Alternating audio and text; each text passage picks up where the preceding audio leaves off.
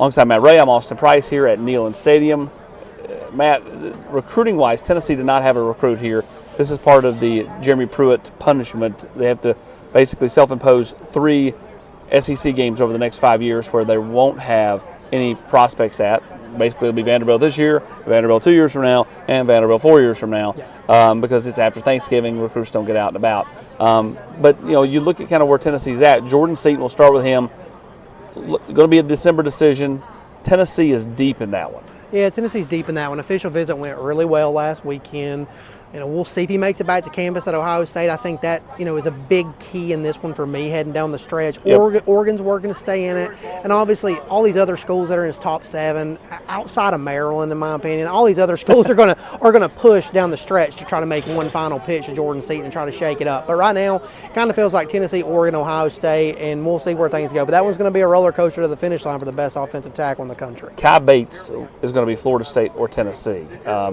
Expecting a decision sometime probably in the next 7 to 10 days, right? Yeah, that's kind of the timeline that he's maintained. Has maintained good conversation with Tennessee. Heading into this thing, I think he continues to remain open. I think Kai Bates has been pulled a lot of different directions. I think at some point Kai Bates has got to sit down and make a decision for himself, and we'll see where that goes. I think a lot of that, favors Tennessee, but Florida State has made a really strong push, and I don't think you can discount them in this one heading to the finish line. Roger Saliaponga was here last weekend, had himself a time on Rocky Top. Parents very comfortable with Tennessee.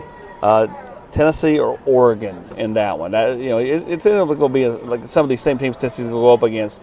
Oregon for Seaton, Oregon for Saliaponga. Yeah, absolutely. And I think coming into that visit, Tennessee felt like quietly they had worked and laid in the weeds there a little bit to have some momentum with the family. Yeah. They got Roger here, and he had a blast.